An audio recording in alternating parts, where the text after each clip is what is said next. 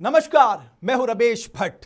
प्रवासी उत्तराखंडियों को मिलाने की सीरीज में आज मैं जिनसे आपको मिला रहा हूं, बचपन में उन्होंने दूर दूर से पानी अपने वो घर में लेके आए और जब उन्होंने देखा कि उत्तराखंड में पीने के पानी के लिए लोगों को दूर दूर जाना पड़ता है, यही बात बस उनको खटक गई और उन्होंने अपने जो इनोवेशन है, अपने प्रयोग हैं, अपने अध्ययन है, वो पानी पर किए।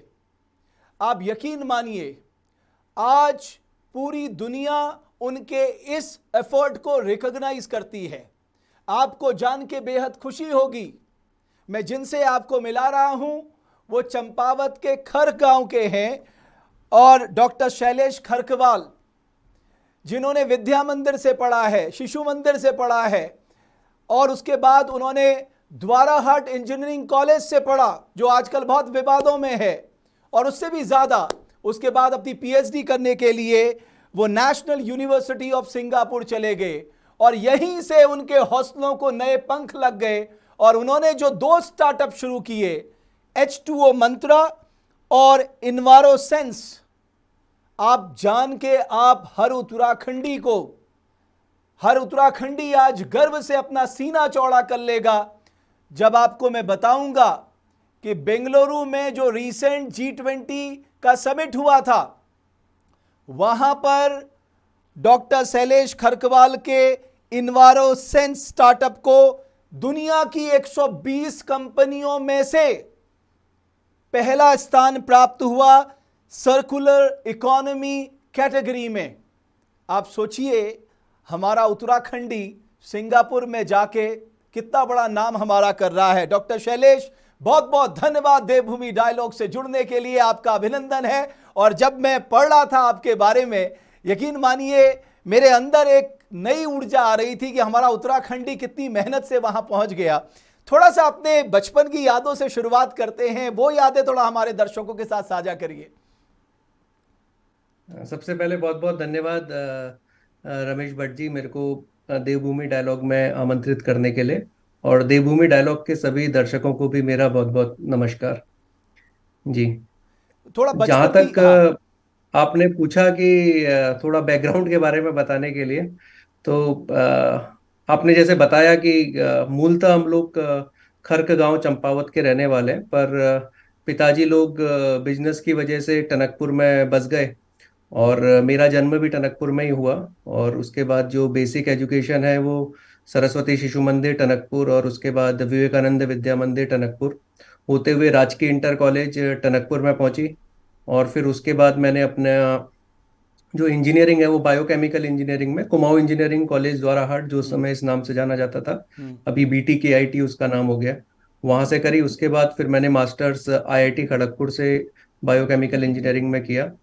और उसके बाद में 2008 में मुझे स्कॉलरशिप मिली नेशनल यूनिवर्सिटी ऑफ सिंगापुर में, तो मैं यहाँ आया और वहाँ पे मैंने PhD अपनी करी वाटर रिसर्च में। और उसके बाद फिर मैं साइंटिस्ट रहा, सीनियर साइंटिस्ट रहा सेंटर फॉर वाटर रिसर्च में काफ़ी समय तक। और वहीं पे फिर हम लोगों ने जो अपना R&D किया था और जो इनोवेशंस किए थे, फिर उनको आगे की जर्नी में फिर उनको हमने कन्वर्ट किया एज एन एंटरप्रेन्योर।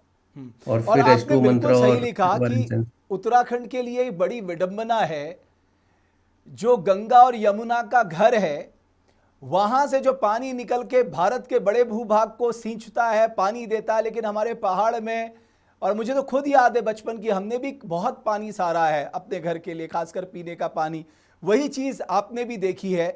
तो ये था कि आप इस क्षेत्र में गए कि आपको वाटर पे रिसर्च करना है और लोगों को साफ सुथरा पानी मिले, वो बीमारी से बचें, ये आपका ऑब्जेक्टिव था, आपकी मंशा थी। जी, बचपन से सबकॉन्शियस माइंड में तो ये बैठा ही था, क्योंकि खुद भी चाहे हम टनकपुर में रहते थे, लेकिन पानी की किल्लत के लिए हैंडपंप में जैरिकन लेके जाते थे बचपन में ही। और उसके अलावा चंपावत में, खर्क में, अपने गांव में, और जो मेरा ननिहाल है लोहाघाट, वहां पे नॉले से पानी लाना हमने देखा है कि एक एक छोटा बच्चा भी 5 या 6 साल का हो तो वो भी 2-2 लीटर का जैरिकन लेके या कैन लेके नॉले से पानी लेकर आता है। तो मूलभूत जो पानी मतलब है, आप, मैं हमेशा बोलता हूँ कहीं भी टॉक में जाता हूँ कि वाटर एक ऐसी चीज है, यू कैन क्रिएट क्रॉप्स, आप क्रॉप बना सकते हैं, आप मैन्युफैक्चर कर सकते हैं, बहुत सारी चीजें, इंफ्रास्ट्रक्चर डेवलप कर सकते हैं, पर पानी एक ऐसी चीज है जिसे आप पैदा नहीं कर सकते। बिल्कुल। उसका मैनेजमेंट ही आप सही तरीके से कर सकते हैं, उसको रिसाइकिल कर सकते हैं, सही तरीके से उसका मैनेजमेंट कर सकते हैं, लीकेज कर सकते हैं, उसकी सप्लाई दुरुस्त कर सकते हैं। तो ये ख्याल थोड़ा तो बचपन से दिमाग में था ही। फिर उसके बाद इस समस्या से रूबरू जब हम द्वाराहाट में इंजीनियरिंग करने पहुंचे तो वहां पे भी हुए। वहां पे मतलब एक एक बाल्टी पानी को संचित करना पड़ता था अपने रूम में बेड के नीचे छुपा के टॉयलेट में ले जाने के लिए। तो ये सब दिमाग में था, और फिर पढ़ाई भी उसी फील्ड में भगवान की कृपा से बायोकेमिकल इंजीनियरिंग में हुई। तो ये विचार आया कि आगे जो भी रिसर्च करी जाए वो वाटर फील्ड में करी जाए, और ये ताकि इस ये समस्या से एच टू अपने ओ देश में मंत्रा जो ही आपका नहीं बल्कि। जी जी डॉक्टर शैलेश, जो ये H2O मंत्रा है आपका स्टार्टअप, ये जी। कहाँ से शुरुआत हुई, इसकी इसके बारे में थोड़ा जानकारी दीजिए। ये लगभग 2015 की बात है। तो क्योंकि मैं थोड़ा सा सामाजिक गतिविधियों में रहता था, और शिशु मंदिर और विद्या मंदिर से पढ़े थे, तो हम लोग शाखा वगैरह में जाते थे। तो मैं अनिल माधव दवे जी थे, अगर आपको याद हो, बिल्कुल, वो मोदी बहुत, वन गवर्नमेंट उनको में कौन नहीं मिनिस्टर जान थे। सकता, आज हमारे हाँ बीच नहीं है, लेकिन जी उन्होंने जो काम किया है खासकर जी इन्वायरमेंट के क्षेत्र में, उसे भारतवर्ष कभी जी भूल नहीं सकता। जी। नर्मदा नदी के ऊपर उन्होंने बहुत काम किया, और नर्मदा पुत्र उन्हें कहा जाता था। तो जब वो मिनिस्टर नहीं थे, इनफैक्ट वो यहाँ पे Lee Kuan Yew School of Public Policy में एक लेक्चर देने के लिए आए थे एज एन एनवायरमेंटलिस्ट। तो उनसे बातचीत हुई, और उन्होंने मुझे काफी प्रेरित किया कि अब आपने इतना इनोवेशन किया, इतना पढ़ाई की है, अभी ये समय है कि आप इंडिया में जहाँ पे इसकी जरूरत है, इस काम की सबसे ज्यादा जरूरत है, लोगों के पास साफ पीने को पानी नहीं है, नर्मदा के किनारे के जो गांव वासी हैं वो सब पलायन कर रहे हैं वहां से, तो आप उस पर कुछ काम करिए।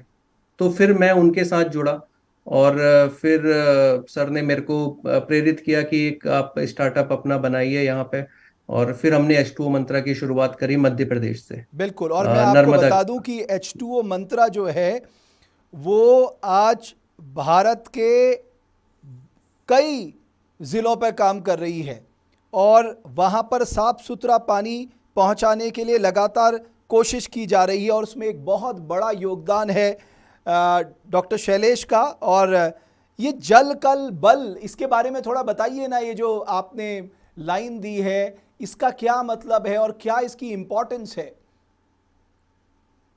हमेशा ये सुनते आए थे बचपन से भट्ट जी की, जल ही जीवन है जल है तो क्योंकि कल वो है। लाइफ का सबसे एसेंशियल है, जल है तो कल है।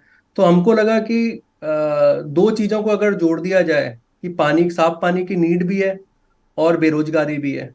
तो अगर जल संचय और जल की रिसाइकलिंग के द्वारा गंदे पानी को साफ करके ट्रीटेड वाटर करके ड्रिंकिंग वाटर के फॉर्म में अगर हम 25 पैसा पर लीटर में उस पानी को बेच पाए, सेल्फ हेल्प ग्रुप की महिलाओं के साथ काम कर कर, तो वो तो एम्पावर होंगी, और साथ में लोगों को भी साफ पानी मिलेगा। तो हमने जिला प्रशासन के साथ, बड़वानी जिला हो चाहे बुरहानपुर जिला हो चाहे धार जिला हो मध्य प्रदेश का, वहाँ पे जिला प्रशासन के साथ काम किया, और स्वयं सहायता समूह की महिलाओं के साथ काम किया, और उनको ये स्लोगन दिया, हम्म। जल का बल, हम्म। कि पावर ऑफ वाटर। और फिर जल शक्ति से जनशक्ति कैसे जोड़ी जाए, उस पर काम किया। और स्वयं समूह की महिलाओं ने लगभग, आप समझिए कि 5-6 महिलाओं का ग्रुप लगभग लगभग महीने का 25-30 हजार रुपया अर्न करता था इससे, सिर्फ 25 पैसा पर लीटर पानी बेचने से। तो 20 लीटर का एक कैन होता था। जहां पे भी हम लोग काम करते थे, जिस एरिया में, वहां पे ये कोशिश करते थे कि एक लोकल फ्लेवर दे ब्रांड को। फॉर एग्जाम्पल, हम लोगों ने बड़वानी जिले में काम किया, तो निमाड़ रीजन में आता है मध्य प्रदेश के। तो हमने वहां पे नाम दिया इसका निमाड़ नीर।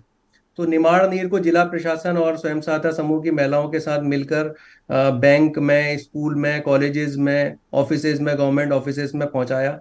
और 20 लीटर पानी हम 5 रुपए में, स्वयं सहायता समूह की महिलाएं उसको ऑपरेट भी करती थी, उन्हें ट्रेन किया, और उससे अपना, उनकी रोजगार भी मिलता था। तो इस तरीके से जल का बल कॉन्सेप्ट की शुरुआत हुई। तो अभी अगर मैं उत्तराखंड से बात करूं, हमारे यहाँ भी पीने की पानी की बड़ी दिक्कत है, और ख़ासकर साफ़ पानी पीने की बड़ी दिक्कत है। तो यहाँ भी हम इस तरह गंदे पानी को ट्रीट कर सकते हैं, यहाँ भी हम इस फॉर्मूले को लाकर अपनी महिलाओं को इकोनॉमिकली एम्पावर्ड करके और लोगों तक साफ पानी पहुंचा सकते हैं? और इसकी कॉस्ट क्या है, थोड़ा ये भी बता दीजिए। बिल्कुल कर सकते हैं। ये तो हर ऐसी जगह पे जहाँ पे पानी का प्रॉब्लम है, और उत्तराखंड में तो खास तौर से इसलिए प्रॉब्लम बड़ा हो जाता है कि उत्तराखंड एक हिल एरिया है। तो पानी के लिए आपको, क्योंकि उसका एक स्लोप है, अपना नेचुरल स्लोप है, तो पानी के लिए आपको काफी नीचे जाना पड़ता है और फिर उतना ही पानी भर के जब जेरिकन को लेके ऊपर आना पड़ता है आपको। तो अगर आपका सोर्स पे ही आप वाटर संचित करें, बारिश का पानी संचित करें, और इस पानी को पीने के लिए फिर आप साल भर यूज कर सकते हैं, तो इस तरह की rain water harvesting and then drinking water conversion, इस प्रारूप पे काम किया जा सकता है उत्तराखंड में, जो कि बहुत एक अच्छा प्रारूप रहेगा। और पानी की कीमत इसमें मान के चलिए कुछ भी नहीं रहती है, मतलब 5 पैसे में आप पानी को साफ पानी बना के इस लागत पे यूज कर सकते हैं, 5 पैसे से भी कम में। बट अगर हम आप तो अक्षय आज ऊर्जा आज का जो यूज ये करें मार्केट से हम उत्तराखंड बड़ी को, बड़ी बॉटल्स खरीदते हैं, 5-5 लीटर की, 1-1 लीटर की, 2-2 लीटर की, वो तो बहुत कॉस्टली है। मतलब 1 लीटर 20 रुपए में। ये तो मार्केटिंग है देखिए। और जिस पानी को वो लोग साफ कर रहे हैं वो ऑलरेडी एक पानी सरफेस वाटर या नदी से या बोरवेल से कहीं से एक्सप्लॉइट किया हुआ पानी है, जिसको पैकेज करके बेचा जा रहा है। और जो मैं आपको कॉन्सेप्ट बता रहा हूँ वो मैं बोल रहा हूँ कि जो पानी आपको प्रकृति से बारिश से मिल रहा है, संचित किया हुआ पानी, उसकी तो कोई कॉस्ट ही नहीं है। और उसके अलावा उस पानी को वो ऑलरेडी काफी साफ फॉर्म में रहता है, लेकिन उससे बैक्टीरिया वायरस हटाने के लिए आप उसमें एक बेसिक ट्रीटमेंट सिस्टम कर सकते हैं, जिससे कि उसकी बैक्टीरिया और वायरस जो भी उसमें कंटेमिनेशन है वो दूर हो जाए, वो पोल्यूशन दूर हो जाए। और उसके बाद वो पानी को आप, उस प्लांट को भी आप सोलर एनर्जी से चला सकते हैं, तो कॉस्ट अपने आप कम हो जाएगी उसकी। और बाकी जो मार्केट में मिलता है वो तो सब मार्केटिंग है, और मतलब धीरे धीरे लोगों को भी ये समझ में आ रहा है। थोड़ा ये बताइए, जो इन्वारो सेंस है, ये जो दूसरा स्टार्टअप है आपका, और मैं देख रहा था, आप उत्तराखंडियों को जान के ये खुशी होगी, ये केवल सिंगापुर में काम नहीं करता, ये चाइना, वियतनाम, मलेशिया, फिलीपींस, सब जगह ये लोग काम करते हैं। यानी ग्लोबली रिकॉग्नाइज एक स्टार्टअप बन गया है आपके उत्तराखंडी का। ये कितनी खुशी की बात है। थोड़ा इन्वारो सेंस के बारे में बताइए डॉक्टर शैलेश। एनवायरन सेंस हम लोगों ने शुरू किया, बट जी जब हम लोग नेशनल यूनिवर्सिटी ऑफ सिंगापुर में रिसर्च कर रहे थे, तो सिंगापुर एक वाटर चैलेंज कंट्री रहा है पहले से, क्योंकि सिंगापुर में वाटर के नेचुरल रिसोर्सेज नहीं है। तो परेशानी ये आई कि इन लोगों की सिंगापुर की मलेशिया के साथ दो संधि थी, कि जिससे जब सिंगापुर अलग हुआ 1965 में मलेशिया से, तो दो संधियां रही कि अब पानी मलेशिया इनको देगा। तो एक संधि इनकी एक्सपायर हो गई। तो इनको वाटर में सस्टेनेबल बनना था खुद से। तो कैसे सस्टेनेबल बना जाए, क्योंकि लैंड बहुत ज्यादा नहीं है, तो रेन अच्छी होती है लेकिन लैंड नहीं है, तो संचित कैसे करेंगे। तो रिसाइकलिंग एक तरीका यहाँ पे निकाला। तो जब हम लोगों ने रिसर्च करी इस पे, तो एक न्यू वाटर करके कॉन्सेप्ट रखा, जिसमें कि वाटर, रिसाइकिल्ड वाटर को सिंगापुर में यूज किया जाता है, और उसे अल्ट्रा प्योर बनाकर पीने के योग्य भी बनाया जाता है, और फैक्ट्रीज को भी दिया जाता है, यहाँ पे इंडस्ट्रीज को। और आई थिंक तो न्यू वाटर, 55% लोगों के जी पास ये न्यू वाटर पहुंचता है वहां पर। हाँ, लगभग 55% लोग आज सिंगापुर की जो वाटर की रिक्वायरमेंट है वो न्यू वाटर फुलफिल करता है, लगभग 55%। तो उस न्यू वाटर पे काम करने का मौका मिला मुझे गवर्नमेंट ऑफ सिंगापुर के साथ बहुत क्लोजली। और उसमें हम वाटर क्वालिटी मॉनिटरिंग करते हैं कि जितना भी अपना सीवर में पानी आ रहा है, उसमें कोई ऐसे पॉल्यूटेंट तो नहीं है जो कि वेस्ट वाटर ट्रीटमेंट के जो प्लांट्स हैं उस पूरे प्लांट को ही खराब कर दें, डिस्टर्ब कर दें। क्योंकि वो प्लांट्स बहुत बड़ी कैपेसिटी के होते हैं, और एक बार खराब हुए तो उनमें मतलब कॉस्ट तो आती है, और फिर पीछे से जो पानी आ रहा है जिसको साफ करना है, वो प्रोसेस भी रुक जाती है। तो उसकी वाटर क्वालिटी मॉनिटरिंग के लिए हम लोगों ने कुछ पेटेंटेड टेक्नोलॉजीज पे यहाँ पे डेवलप करी, जिसे हमने पेटेंट किया बाद में। तो उस टेक्नोलॉजी के साथ हम लोग हैवी मेटल्स जो कि कार्सिनोजेनिक भी होते हैं, मतलब अगर आपके जिंक है, कॉपर है, निकिल है, तो ये सब जो अगर बॉडी में जाते हैं तो कार्सिनोजेनिक तो होते ही हैं, और वेस्ट वाटर ट्रीटमेंट प्रोसेस को भी नुकसान पहुंचाते हैं। तो इनको हम सोर्स पे ही मॉनिटर करके सीवर में जाने से, या वाटर रिसोर्सेज में जाने से, या वेस्ट वाटर ट्रीटमेंट प्लांट में जाने से रोकते हैं। तो इस तरीके से एनवायरन सेंस की शुरुआत लगभग 2017 में हुई सिंगापुर में। और आप भारत और सरकार के आज जल जीवन एनवायरन मिशन पे सेंस भी काम कर रहे हैं। वियतनाम, चाइना और जगह भी फैला हुआ है साउथ ईस्ट एशिया में। आप जल जीवन मिशन पे भी, जो भारत सरकार की महत्वाकांक्षी योजना है हर घर जल पहुंचाने की, नल के माध्यम से, उस पे भी शायद आप काम कर रहे हैं। जी जी, जल जीवन मिशन में हम लोग मध्य प्रदेश में काम कर रहे हैं। हम लोगों ने मेरे लिए मतलब बहुत ही एक लेसन रहा जब हम इंडिया में काम शुरू किया था। इनफैक्ट जब जल जीवन मिशन शुरू नहीं हुआ था भारत सरकार का, तो बिहार सरकार ने हर घर जल करके एक योजना चलाई थी, जिसमें कि हर घर में वो लोग टैप वाटर और उसमें साफ पानी दे रहे थे। और बिहार में आयरन, आर्सेनिक और फ्लोराइड का बहुत बड़ा इशू है, बिहार और बंगाल दोनों जगह में। तो मुझे वहां काम करने का मौका मिला। मैंने लगभग बिहार के लगभग 12 से 13 जिलों में, जो कि बिल्कुल इंटीरियर में है, अररिया, कटिहार, पूर्णिया, समस्तीपुर, ये सब जिलों में हमने काम किया। और वहां पे जल जीवन मिशन के साथ जुड़े, जो बाद में जल जीवन मिशन हो गया। फिर उड़ीसा में हम लोगों ने काम किया, अभी भी कर रहे हैं। मध्य प्रदेश में हम लोगों ने जल जीवन मिशन के साथ काम किया। तो इन 3 बड़े राज्यों में हम लोग जल जीवन मिशन के साथ जुड़े हैं। साथ ही जल जीवन मिशन के हम लोग नमामि गंगे के साथ भी जुड़े हुए हैं। तो नमामि गंगे के साथ हम लोग, क्योंकि गंगा और उसकी जो ट्रिब्यूटरीज हैं, जैसे मेजर ट्रिब्यूटरीज यमुना, तो मथुरा जैसे एक क्लस्टर है, वहाँ पे टेक्सटाइल इंडस्ट्रीज बहुत हैं। और उनका पानी अगर सीधे नदी में जाता है, गंदा पानी, तो नदी तो पोल्यूट होगी ही होगी, और साथ में फिर आगे जितने भी एरिया में वो जा रही है वहां का भी पोल्यूशन वो बढ़ाएगी। तो हम लोग वहां पे टेक्सटाइल वाटर को कैसे ट्रीट करके विद इन फैक्ट्री उसको रीयूज कर लें। मानिए कि एक फैक्ट्री को या एक इंडस्ट्री को हम लोग वाटर न्यूट्रल बना दें, मतलब उससे गंदा पानी तो बाहर जाए ना, और वहां पे उसको नया पानी अपने काम के लिए यूज करने की जरूरत ना पड़े। जो पानी उसका गंदा है उसी को वो दोबारा रीयूज कर ले। तो ऐसी कॉन्सेप्ट पे हम लोग नमामि गंगे के साथ भी काम कर रहे हैं। जी। अब क्योंकि मैं उत्तराखंड से बात कर रहा हूं और मुझे मालूम है कि हमारे यहाँ 3 जिलों में पॉपुलेशन कंसंट्रेशन बहुत तेजी से हो रहा है, हरिद्वार, उधम सिंह नगर और देहरादून।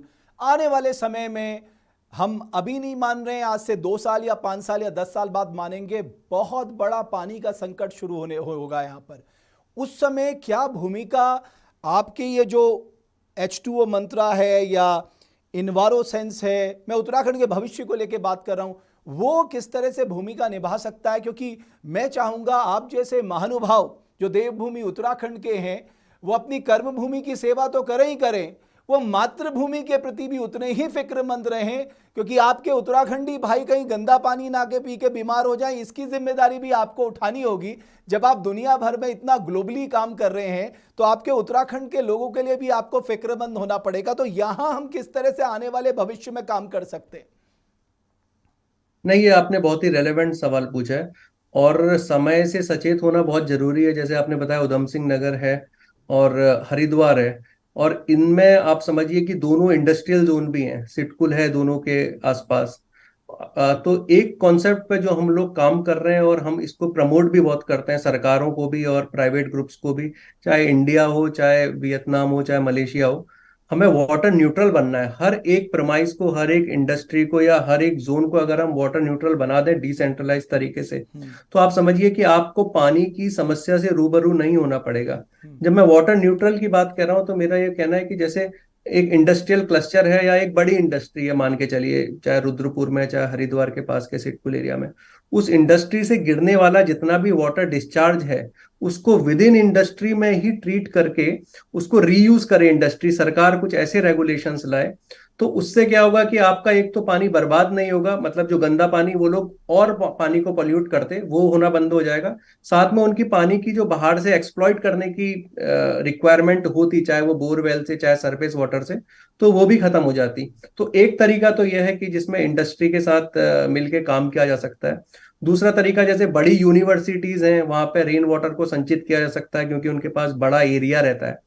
वहां पे उसको संचित करके उनका साल भर का जो पानी है पीने का, वो उससे आ सकता है। और जितना उनका सीवेज का वाटर जा रहा है, उसको ट्रीट करके वहां पे जो गार्डनिंग करनी है और साफ सफाई करनी है और टॉयलेट में जो पानी देना है, उसके लिए उसको यूज किया जा सकता है। तो हर एक प्रमाइस को अगर हम वाटर न्यूट्रल या नेट जीरो बना दें, तो उस तरीके से हम लोग भविष्य के प्रति सचेत रह सकते हैं। और इसका अगर मैं जब हम इस तरह की बातें करते हैं तो लोगों को लगता पता नहीं कॉस्ट कितनी है। आपने कहा कि 25 पैसे में आप 5 लीटर वाटर ले सकते हैं। नर्मदा के आसपास के एरियाज में आपने महिला सेल्फ हेल्प ग्रुप को ये काम दिया, लेकिन इसकी कॉस्ट किस तरह से रहती है? बहुत संक्षेप में मैं आपसे जानना चाहता हूँ। इसकी कॉस्ट दो तरीके के सिनेरियोज हैं हमारे पास। जैसे इंडस्ट्री है, तो इंडस्ट्री में क्या है कि केमिकल आ सकता है, ऑयल एंड ऑयल आ सकता है, या फार्मा है तो फार्मा के केमिकल आ सकते हैं, फूड एंड बेवरेज है उसके केमिकल्स आ सकते हैं। तो केमिकल को ट्रीट करने में सर्टेनली कॉस्ट हल्की सी ज्यादा रहेगी, तो हो सकता है कि उसमें आपकी कॉस्ट 20 पैसा या 25 पैसा पर लीटर आ जाए पानी को ट्रीट करके बनाने की। पर जहां तक बात है आपका डोमेस्टिक वेस्ट की, तो डोमेस्टिक वेस्ट की तो कॉस्ट बहुत कम होती है, लगभग 5 पैसा या 4 पैसा, इसके विद इन 5 पैसा आप अपने पानी को ट्रीट करके रीयूज कर सकते हैं।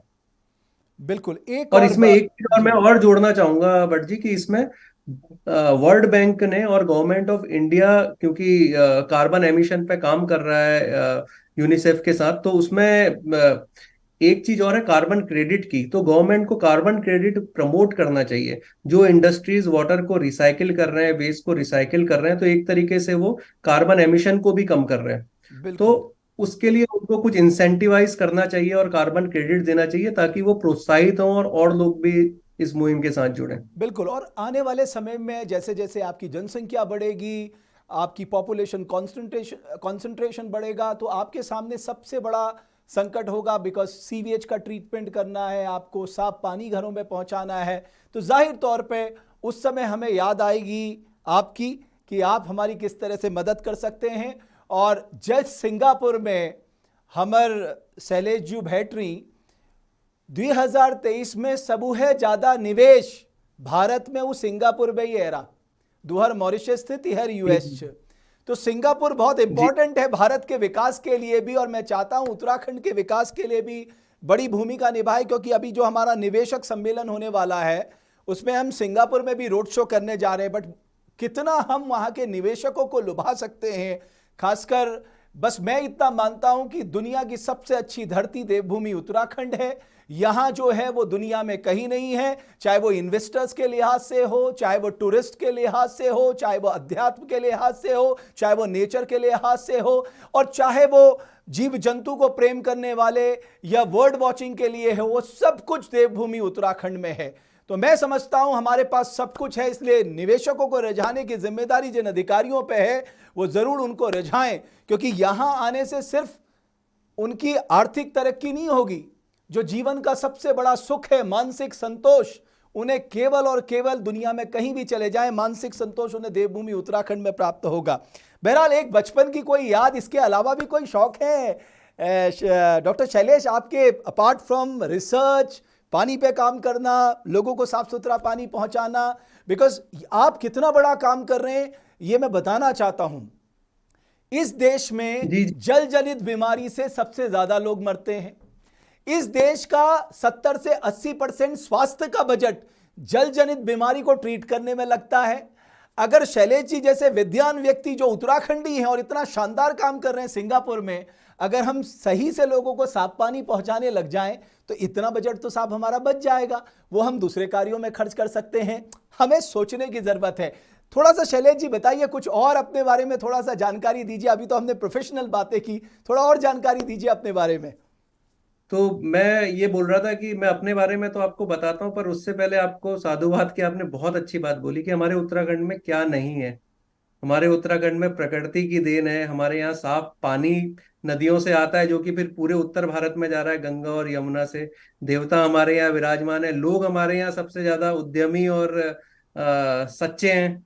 तो बात यह है कि एक इस तरीके का माहौल बनाने की और लोगों को प्रेरित करने की, छोटे छोटे माइक्रो मैनेजमेंट के साथ, सिर्फ ऊपर से पॉलिसी के फॉर्म में नहीं, बल्कि उसको माइक्रो मैनेज करके लोगों को प्रेरित करने की जरूरत है। तो उत्तराखंड में तो असीमित संभावना है। और दूसरी बात आपने करी इन्वेस्टमेंट की, तो आपको बताना चाहता हूँ कि दिसंबर में हम लोग उत्तर प्रदेश का जो ग्लोबल इन्वेस्टमेंट समिट था उसमें आए थे। और माननीय मुख्यमंत्री, जो कि मूल रूप से उत्तराखंड के ही हैं, योगी आदित्यनाथ जी, उनके साथ भी मिले थे। और सिंगापुर ने 80,000 करोड़ का इन्वेस्टमेंट उत्तर प्रदेश में किया है, जिसमें कि वाटर एक सेक्टर है और उसके अलावा फर्नीचर और डेटा सेंटर, ये सारे सेक्टर हैं। तो सर्टेनली उत्तराखंड में भी ये संभावनाएं करी जा सकती हैं। जहां तक मेरी पर्सनल आपने बात करी कि मुझे क्या और अच्छा लगता है, मुझे पहाड़ी संगीत सुनना बहुत अच्छा लगता है। और अच्छा, वो पिछले 5-6 साल से तो मैं बहुत ज्यादा सुनता हूँ। जैसे गिरधा की जो बहुत जो मेरे को सबसे अच्छा लगता है उत्तराखंड वो है दो मेरी लाइन सुना भी मातृभूमि। दीजिए।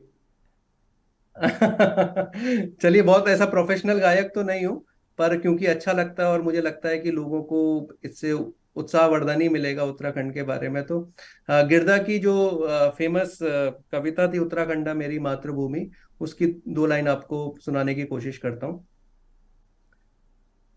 उत्तराखंडा मेरी मातृभूमि, मातृभूमि ओ मेरी पितृभूमि, ओ भूमि तेरी जय जयकारा, मेरे हिमाला हिमाला तेरी जय जयकारा, मेरे हिमाला। खरमुकुटा तेरो ह्यूं झलको, खरमुकुटा तेरो ह्यूं झलको, छलकी काली गंगे की धारा, मेरे हिमाला हिमाला काली गंगे की धारा, मेरे हिमाला। बहुत अच्छा लगा जी डॉक्टर शैलेश खरकवाल, आपसे बात करके बहुत आनंद आया और उम्मीद है कि हम मिलकर देवभूमि उत्तराखंड के नवनिर्माण में कुछ बड़ी भूमिका अदा करेंगे। खासकर पानी के क्षेत्र में तो अब आपसे क्योंकि मुलाकात हो गई है, मैं ये मान के चलता हूं कि पानी के क्षेत्र में आपका बहुत बड़ा सहयोग देवभूमि उत्तराखंड को मिलने जा रहा है, वहां के लोगों को मिलने जा रहा है। मैं पुनः आपका अभिनंदन करता हूं और उत्तराखंड के समस्त देवी देवताओं से यह प्रार्थना करता हूं कि पूरी दुनिया में आप एक जल पुरुष के नाम से जो अच्छा काम कर रहे हैं, आपको खूब ख्याति मिले, आप जैसे ग्लोबली रिकॉग्नाइज हो, इसमें और बढ़ोतरी हो और आप अपनी मातृभूमि के प्रति भी आने वाले समय में बड़ा योगदान दें। बहुत शुभकामनाएं भविष्य के लिए आपको। बहुत धन्यवाद देवभूमि डायलॉग से जुड़ने के लिए। बहुत बहुत और बहुत धन्यवाद आप सभी दर्शकों का। ये बात मैंने ये कार्यक्रम को इसलिए भी किया क्योंकि आने वाले समय में जब पानी का संकट खड़ा होगा, तब ये टेक्नोलॉजी, तब ये अनुसंधान जो है वो आप लोगों के लिए फायदेमंद होगा और आप गर्व से कह सकते हैं ये अनुसंधान हमारे उत्तराखंडी ने नेशनल यूनिवर्सिटी ऑफ सिंगापुर में किया है। बहुत बहुत धन्यवाद आप सभी का हमारी इस खास पेशकश को देखने के लिए।